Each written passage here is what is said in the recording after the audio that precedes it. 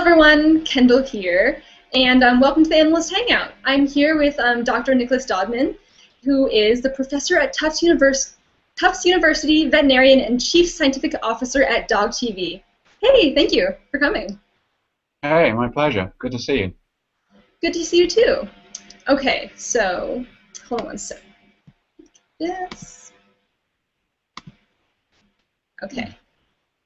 Okay, so today we are going to have also, we're also going to be talking to you about dogs. You know, everyone has questions for Dogs Free, so we're also going to be doing that. We have some people coming in live that are also going to be asking you questions. And also, we have a goodie bag, and at the end of the discussion, we're going to be having a winner who's going to win this goodie bag. And in here we have a lot of things, from frisbees, we have balls, we have this throwing thing, which a lot of dogs absolutely love.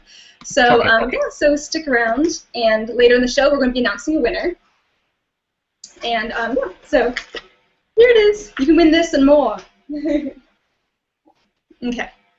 So, first off, we're going to be talking to Paige from Houston. And she has a couple questions for you. So, Paige, hello. Hi, how are you? Nice to meet you. Nice to meet you. So my first question is that a breeder actually told me that mutts are not actually any healthier than pure breeds, and that's a common misconception, and that people who adopt mutts thinking that they're going to be healthier than pure breeds, it's not actually true. And this was coming from a breeder, so I wasn't sure if that was a little biased or what the thought process behind health concerns are with pure breeds and mutts. Do you have any thoughts on that? Yeah, I mean, she's wrong, I'm afraid. But in fact, many of the pure breeds have specific purebred issues, not meaning to pick on, for example, German Shepherds with their hip dysplasia, or the Cavalier King Charles with a horrible condition called syringomyelia, where they have fluid-filled spaces in their brain's too big for the brain case, or seizures in certain breeds, and other very subtle conditions. I mean, there's a whole bunch of things. Each pedigree seems to have its own particular issues. You know, atopy, which is, you know, massive allergies in the West Highland White.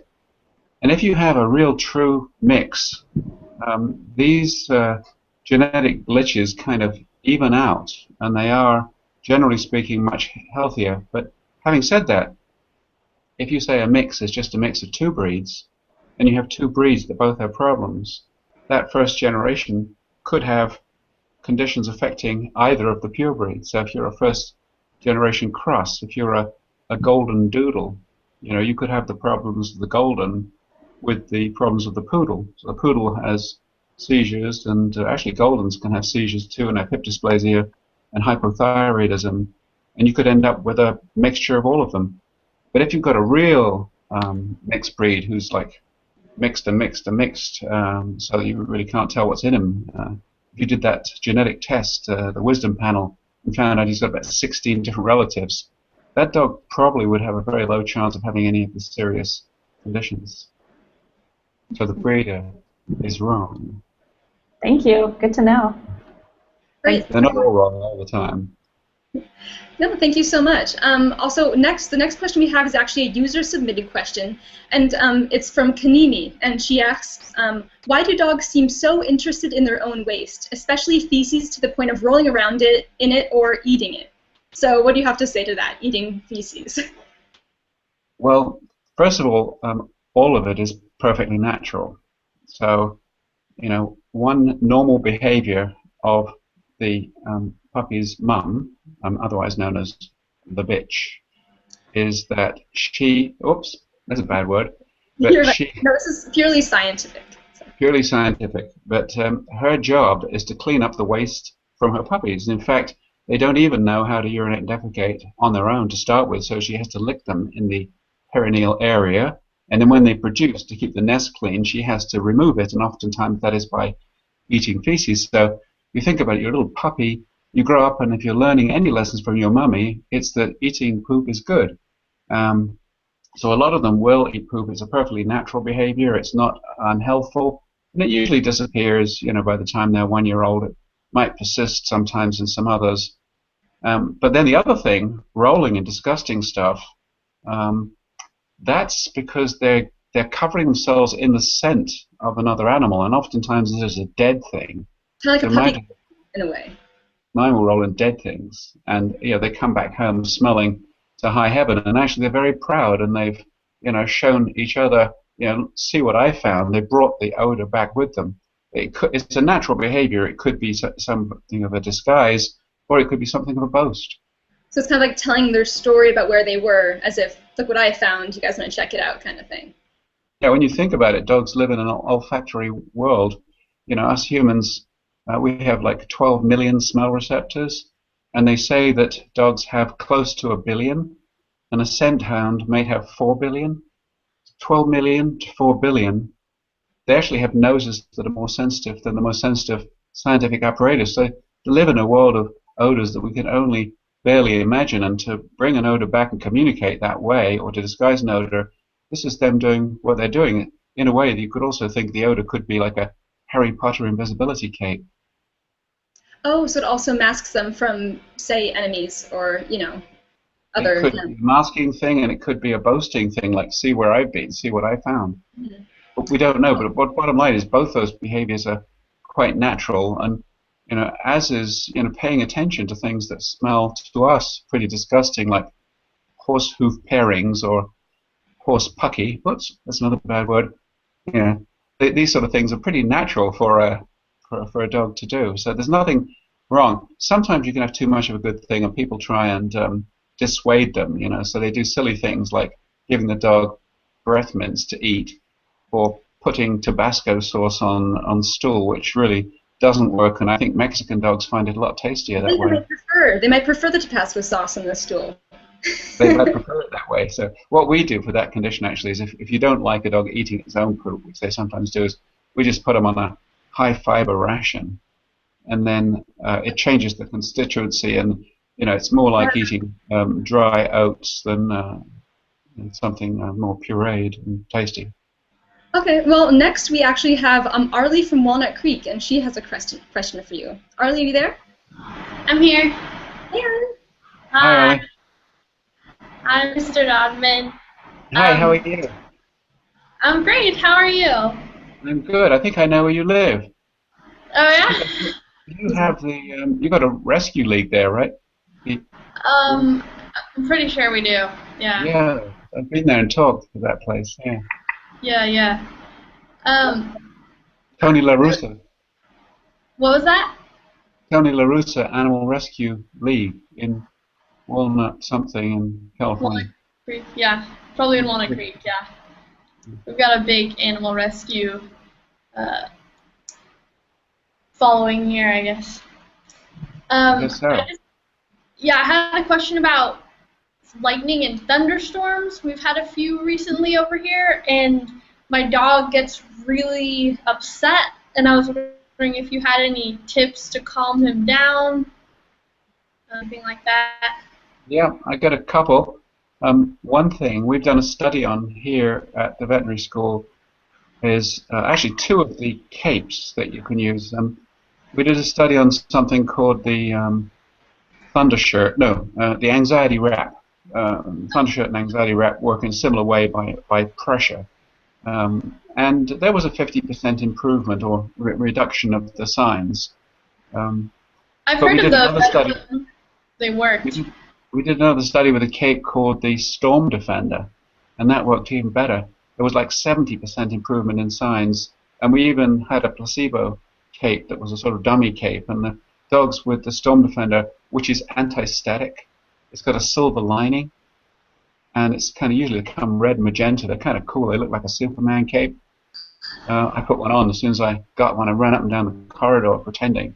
But those things do work. Other thing is you can provide a safe place. So if you imagine if you're in the Midwest and there's a tornado coming through, a lot of people have a tornado bunker, and you go into a place downstairs where there's small windows or no windows. You've got music, you've got TV, you've got things to do, things to chew, things to drink. You just go down there, batten down the hatches, you wait for the storm to pass. We try and find a place like that in people's homes, and we teach the dog to go there during the storm.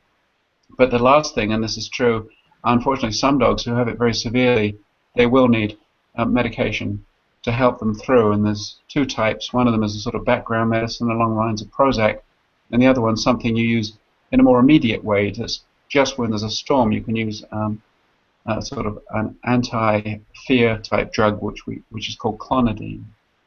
So the combination, we can usually make some serious progress with them and prevent them from being so bent out of shape, because it is a very serious problem. And some dogs with that will actually, if there's a storm when they're alone and they don't know where to go and they don't know what to do and their mummy's not there, they will actually leap out of a window. So somebody tells me my dog jumped out of a third-floor window, he was a jumper. But my next word is, does he have thunderstorm phobia? Because that's almost always the next word out of their mouth. Oh my God. I'm so worried now. So the static gets to them? Yeah, we think so. Because the thing is, I had 3 dogs in a row that taught me this. They were all German Shepherds, and they all weighed, in the 70 to 90 pound range. And all 3 of them, during a storm, jumped into the sink. And then the next one I said, does your dog jump in the sink? They said, no, he goes in the bath. And the next one, does he go in the sink or the bath? He said, no, he goes in the shower pedestal. And then one stood in the kid's paddling pool up to his ankles in water. And then finally, the penny dropped. All those places are electrical grounds, where if you stand in them, you would discharge static electricity from your body. And if you are wandering around with a big fur coat on, the equivalent of like an Angora sweater, you have insulating pads on the bottom, you will get static. And people do get shocks off their dogs during storms. And I had one just this week. They said their dog's hair just sort of stood up all fuzz with static, and they got shocks of it. If you're charged like a dog and you already don't like the noise, and then you touch something like a fire screen with your nose, you're going to get a zinger right through a sensitive part of your face, and you're going to remember that storm forever, which is why this particular phobia usually comes down in serious shape between the ages of 5 and 9. Mm-hmm. Oh, wow. Okay, so just protective blanket and make sure to have a nice place to stay, and also just something to calm them down would be wonderful. Thank you, Arlie, for your question. Thank you. So next we have another user-submitted question. It's from Eric Murray from France, and he asks, my German Shepherd chases shadows on the ground, and no matter what we do, we can't get her to stop. The strange thing is that she not only chases shadows, she leaps and pounces at them, as if she were trying to kill them. Never her own shadow, but only the shadows of people. It usually happens when we have guests over or at parties. Do you have any insight on this? So my dog does the same thing, so what do you have to say to that? Well, that's a condition that I have studied quite a lot. And in fact, we have a study going on right now where we're looking for participants. I think we have all of the control dogs, normal German Shepherds, and remember, Shepherd, herding breeds, perhaps like yours, and they all have very high prey drive, because that's where herding comes from, is high prey drive. And if they're all dressed up and no place to go, they will jump at something that actually isn't the real target, so it isn't a sheep or anything else to be herded. But Rottweilers will do it too, because that's a herding breed. They used to herd cattle in the old days. They've got this desire to chase, this predatory instinct that must be dissipated, and if it doesn't have a normal outlet, if they don't have enough exercise, if they don't have gainful employment, things maybe like flyball or chasing things, lure coursing, whatever, and life is kind of dull, especially if they are genetically predisposed, which is what our study is about. They will erupt into this behavior. You could argue that some of them may have it at least augmented as an attention-seeking behavior, so you can make a neutral sound and exit stage left. Some of them, you could argue, have an obsessive-compulsive disorder, which is a behavior that's performed ritualistically over and over again and appears to serve no useful function, usually stimulated a little bit by activity and energy in the room. Okay, and it's even possible with the German Shepherd it could have a seizure base too. Oh, so just giving them something to do, something to be stimulated by, because that's just how they're releasing their energy, because they need something to chase. So the two things, if they have obsessive compulsive, which is probably most veterinary behaviorists like myself would say it's an obsessive compulsive disorder if it's beyond a certain frequency of expression. If you've got an OCD going on, in people you've got cognitive therapy and drug therapy. In dogs you have environmental enrichment and drug therapy, and sometimes it's serious. You do need to use anti-obsessional medication. But you can try adjusting the environment and providing, more appropriate outlets for the behavior, but on its own that often will not be 100% effective. Yeah, my dog has the same issue. He chases shadows, and I'll definitely try that out. He doesn't. Yeah, and sometimes they pounce and they bounce. Another breed that does it, which we're also studying genetically, is the Border Collie, and they do the same thing. It's another herding breed, and they jump and they pounce. And I had one that pounced and banged his nose on the ground, But his nose was bleeding. It's like he boxed himself in the nose. Because he really thinks something's there. So it's hard when they hurt themselves from something that they can prevent. So, but our next question is from Army Girl 1991, and she asks, I just adopted a dog, and I'm pretty sure he was abused because he reacts very badly to any kind of discipline. If we just give him a small fussing, he thinks it's a game. If we raise our voice to try to give him a little pat, he freaks out and cowers and almost pees himself from fright. How can I discipline him? So how do you discipline a dog who has been abused before? Simple answer, you don't. I mean, he's had very bad experiences in the past. He's extremely shy, and he really doesn't need any more of the same. So he doesn't need disciplining, and actually the basis of all modern training is you reward the behaviors that you want, and you ignore the behaviors you don't want, because the opposite of reward is not punishment, it's no reward. Okay. So physical punishment actually is really detrimental to dogs and shouldn't be done, and raising voices is ridiculous. I mean, I think it was Colonel Potter in MASH said to Hawkeye Pierce, it doesn't matter how loud you shout at the Koreans, they will not understand what you're saying. So it's the same thing for dogs. They just don't understand what we're yelling them about, so they don't know what to do, in a way. They don't know what to do, so you need to teach them and show them. I mean, you don't need, if you had a class full of children who had been through bad experiences, and yelling and hitting and punishing and discipline is not going to really help them. It's better to, before you go into that class, read a chapter from or a verse from the Desiderata, and just be really cool and speak quietly and be kind and reward any behaviors that look like confidence. And there's always, you can use negative punishment, that is withholding. You tell him to do something, and if he doesn't do it, then he doesn't get the reward that was on offer. I mean, that's acceptable, but nothing physical, no loud voices. And I actually have a dog who was abused too, who was frightened of a belt. If I took my belt off at night, he would cower, so I didn't take it off in front of him. If you shook a garbage bag, he would cower because he'd been hit in connection with robbing the trash, I imagine. And there were a few other things, but just by not doing it, he's now gained his confidence, and he's a pretty normal dog. So just rewarding good behavior is basically one of the main things. Because there's a whole school of training now, and it's called positive training, but in fact there's some people who still use punishment, and they call themselves positive trainers because there's an element of positive about what they do, but they're still using negative punishment-based techniques. So some trainers, to distinguish themselves, call themselves total positive trainers.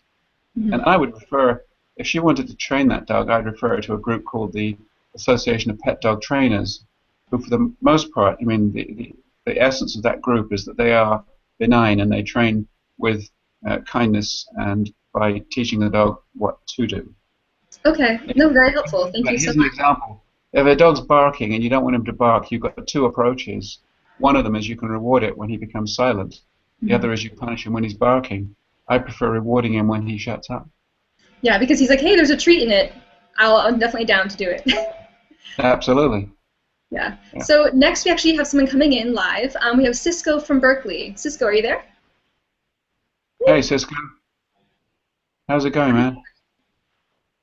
Oh, sorry. Can you hear me? Yes. I can hear you. Cool. Hi, Nick. I have a question. I have a mini schnauzer. His name is Scruff, and he can get like really rowdy when I introduce him to other dogs because he thinks he's a big schnauzer or something. So, like, how do I make him nicer to other dogs? Because he's a total sweetheart to me and to people he knows, but when it comes to like hanging with other dogs, he gets kind of crazy. Is it sort of all other dogs or just certain type of other dogs? Well, there's one dog, my neighbor's dog, who he's good friends with, Yeah. but like all other dogs at the park and whatnot, like he just does not want anything to do with any of them. So when it's very broad like that, it's what we would call fear aggression. So something has happened to him earlier in his life, and it may be lack of socialization. And I'm not blaming you. I'm saying this would probably happen at the breeders. It could happen in the socialization period was originally described as the first 10 weeks of life. People now extend it to be the 12 weeks. So the first 3 months of life, if he wasn't actively, sort of, wrong word, but aggressively socialized, that would be a problem. Or he could have had bad experiences, at the hands or at the paws of other dogs. And in that case, he ends up by being a kind of canine misanthrope. He doesn't trust them. And being a schnauzer, being a terrier-type personality, he's not about to stand there and take it. So he takes the offense. So for him, a good offense is the best defense, but it's really a defensive type of aggression that he's being proactive. So the way you fix it is a couple of things. Number one, if he gets tons of exercise, he's a high-energy dog, he needs to probably run his legs off for an hour or two a day doing fun stuff, off-leash. Number two, you can sometimes make some dent on it by feeding a lower protein diet. I mean, not lower than a dog needs, but in the spectrum of normality, say for a dry food, around 18% protein, not 30-plus protein for a dog with that issue. It wouldn't matter if your dog didn't have an issue, but if the dog has an issue like that, you can sometimes tune it down a bit. But then comes the master stroke, is a head halter. So if you use a head halter on him, you can demonstrate to him in a language he will understand, because he wouldn't understand if you tried to tell him stuff. He doesn't get it. You can't write him a letter. Every little dog like him, they think they're a big dog. They've got a whole dog brain. So, but you can communicate with him with a head halter. And my favorite brand is the Gentle Leader. So it's basically a high riding neck collar around his neck. It rides high up behind that little bony bump on the back of his skull. And then it's got the noseband. And when he walks up to another dog, first of all, you wouldn't stick him right in the other dog's face, but he sees another dog, he starts to act out a little bit. You just apply very gentle upward tension, which puts pressure over the muzzle, which is how mommy dog would communicate with her babies to say, stop it. And then it puts a bit of pressure on the nape of the neck, which is where the mommy dog would grab a puppy to lift it from place to place, which causes relaxation. You just hold the tension on until he does what you want him to do, release the tension and praise him. And we do this 3 times a week, maybe more. And we see dogs change from being feisty and aggressive to other dogs into being totally malleable. The control you get is immediate. The learning on his part could take, 2 or 4 months. And there would probably always be some bad offenders who he had an issue with. Failing that, and the only other thing you can do, and I hate to keep talking about this on this hangout, but you can sometimes use medication to get an unfair advantage going forward, and there are some things that will make him a little bit more confident and therefore less aggressive, which are pretty harmless, and they don't work by sedating. So there are things in that direction too. Is this more like a natural, kind of like a nuzzle? Something his mom would do would probably help out a lot. Thank you so much, Cisco. All right, thank you. So next we have another user-submitted question, and this is from Lou. And they say, my dog drinks a whole lot of water before he sleeps at night. Is that normal? And is that normal? Drinking a whole bunch of water, he must be really thirsty. Well, what's really important is how much water he's drinking per day. So sometimes it can be an issue, medical problem. So and it's not that easy to measure, how much water a dog drinks in a day. You've got to close all the toilet seats for a start. If you've got more than one animal, that's another problem. Mm-hmm. But if you measure what you put out and you measure it in pints or cups, depending on the weight of the dog, you take, well, I'm only talking sort of metric, but if a dog weighs, average dog, 45 pounds is 20 kilograms, you multiply by, say, 60, 20 times 60, and you've got the number of milliliters, which you can convert into liters. That's how much he should drink per day. There are some things that change it, like if he's very hot and he's panting, or if he's having dry food versus wet food, you've got to allow for the water in that. But if he's drinking the right amount, it doesn't really matter if he happens to have a big thirst at night. It's just his particular way of being. But it could be the fact that this owner has gone out of their way to comment on the huge amount, not just going for a quick sip of water, but huge, sucking down the whole thing. it could be a problem. It could be he was an older dog or even a young dog, perhaps kidney disease. It could be diabetes of some sort. That's more serious than we think. So there could be something serious, but it's the total amount of water per day would decide whether it was just a quirk or whether it was a medical issue. So and the dog. Of course, so what if the dog doesn't drink enough water? Do you? I've heard of ways like sneaking water in food and mixing it with food. They'll drink more water that way. Yeah, there's tricks. I mean, you put some salt on his food and make him more thirsty and stuff. But it's good to ask the question why, first of all, because you shouldn't really have to convince a dog to drink. I mean, he's got part of his brain operates to tell him, my blood is too concentrated. I need to drink some water. So I don't know. Maybe they're feeding a high salt food at 7 o'clock at night, and then he gets a wicked druth. They say in Scotland, where I used to come from. A druth is a big thirst. I mean, it needs a little bit more exploration, I'm saying. There's too much of a druth.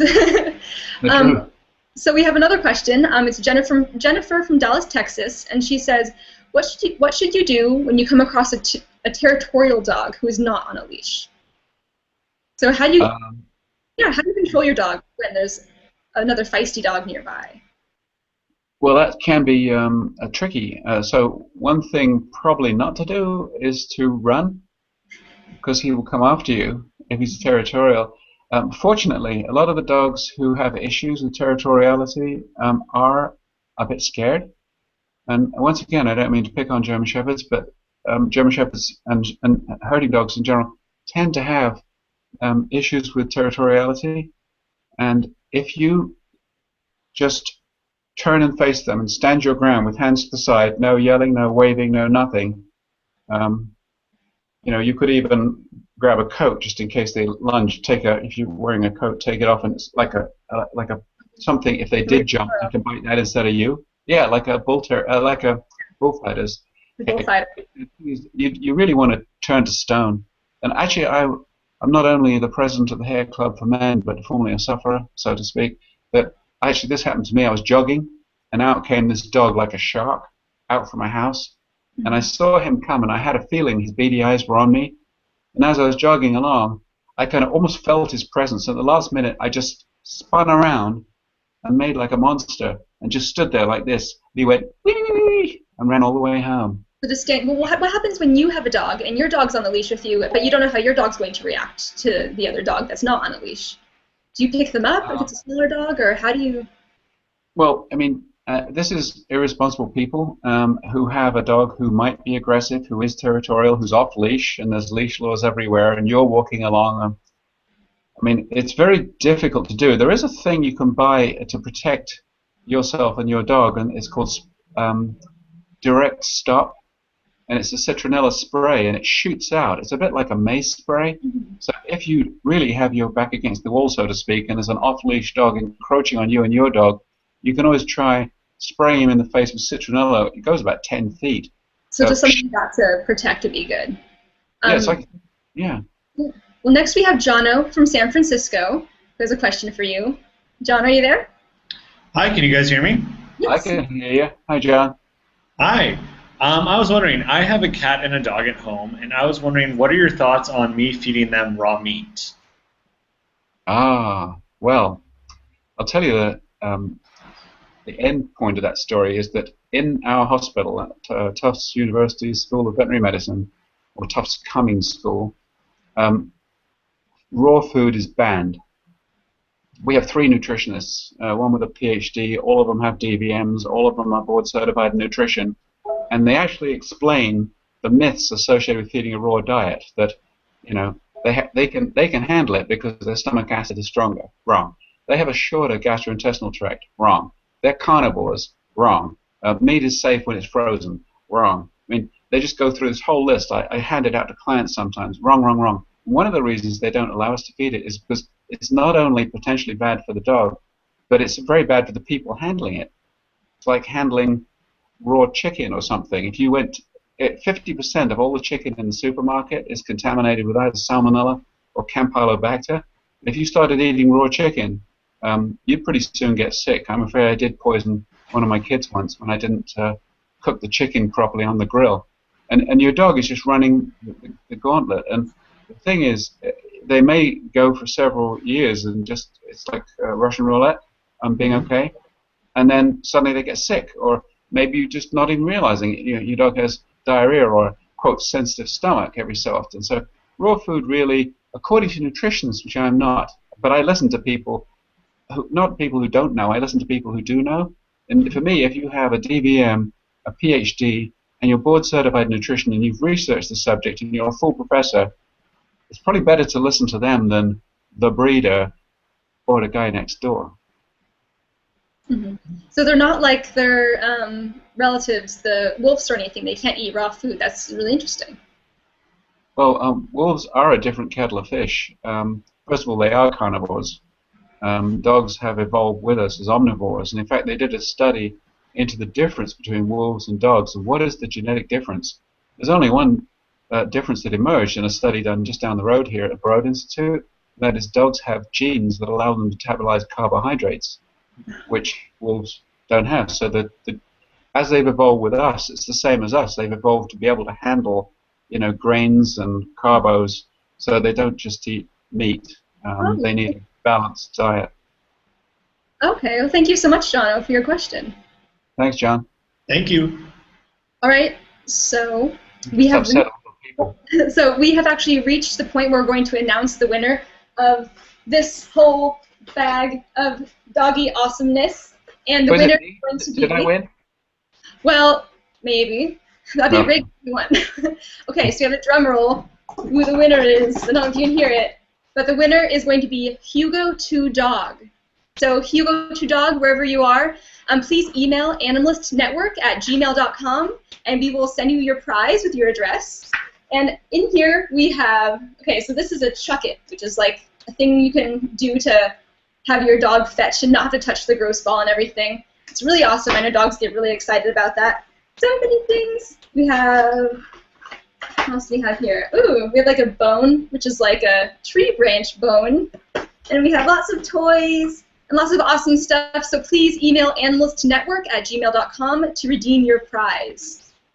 Okay, and thank you so much, Nicholas Dodman. It was wonderful speaking with you, and thank you for answering all these questions about dogs, from feces, eating, to lights, and just basically making dogs well-behaved in general. It's actually a lot more simple than you think if you kind of get in the mind of the dog. Thanks, Kendall. Thank you. Also, make sure you watch Dog TV, which is actually a channel where dogs can watch TV. And subscribe to Animalist if you haven't already. And you can also follow us on @Animalist on Twitter and Instagram, and like Animalist Network on Facebook. So thank you so much, everyone. It was wonderful talking to you.